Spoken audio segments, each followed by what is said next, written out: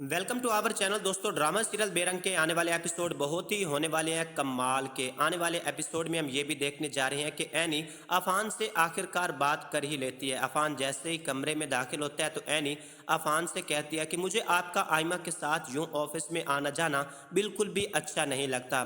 जिस तरह से आयमा ने एमल से शहरयार को छीन लिया था, मुझे डर है कि कहीं आयमा आपको भी मुझसे छीन न ले। तो अफान ऐसे महसूस करवाता है जैसे उसे किसी बात का पता ही ना हो। अफान इंजॉय कर रहा होता है उसके चेहरे की परेशानी को देखकर। अफान कहता है कि बताओ क्या बात हुई।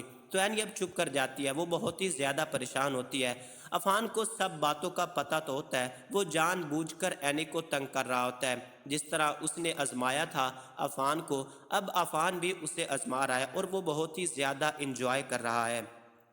दूसरी तरफ दुर्दाना और उसकी बेटी आयमा बहुत ही ज़्यादा खुश होती हैं कि वो दिन ब दिन अपने मकसद में कामयाब होती जा रही हैं, लेकिन ऐसा कुछ भी नहीं होता। दोस्तों, अगले ही सीन में आप ये भी देखने जा रहे हैं कि फ़ाइज़ नामी एक शख्स जो कि कंपनी का सीईओ है, वो एक नया प्रोजेक्ट शुरू करता है अफान लोगों के साथ। अब रोज़ उसकी मुलाकात एमल से होगी, तो यहाँ पर हमें एमल और फ़ाइज़ के दरमियान एक नई लव स्टोरी देखने को मिलेगी। तो कहानी का इस वक्त एंड फेस चल रहा है। मुझे लगता है कि जो फाइज है वो इतनी देर नहीं करेगा, बहुत जल्द वो एमल को सीधा शादी के लिए प्रपोज कर देगा। और यहाँ पर हमें ये भी पता है कि आयमा भी ऑफिस में ही होती है, तो जब वो एमल और फाइज को एक साथ देखा करेगी तो आप लोग देखोगे कि वो एमल पर बहुत ही ज़्यादा बहतान लगाने की कोशिश करेगी, उस पर इल्ज़ाम लगाएगी ताकि मम्मी उसे इस ऑफिस से निकाल दे। लेकिन यहाँ पर मैं आप लोगों को बताता चलूँ कि अब फाखरा बिल्कुल भी आयमा और उसकी माँ की किसी भी बात पर यकीन नहीं करेगी, वो एमल को नहीं निकालेंगे।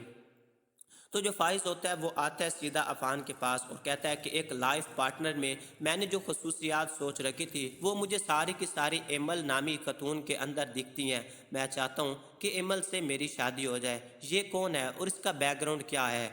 तो अफान बहुत ही ज़्यादा अंदर ही अंदर खुश हो जाता है कि चलो एमल भाभी के नसीब तो अच्छे निकले।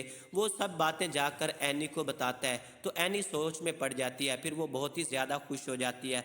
तो ये सब कुछ आप आने वाले एपिसोड में देखने जा रहे हैं। दोस्तों, कमेंट्स में अपनी राय का इजहार ज़रूर कीजिए। क्या एमल का रिश्ता फाइज के साथ होना चाहिए या नहीं? अपनी राय का ज़रूर इजहार कीजिए। मुझे दीजिए इजाज़त। अल्लाह हाफिज़।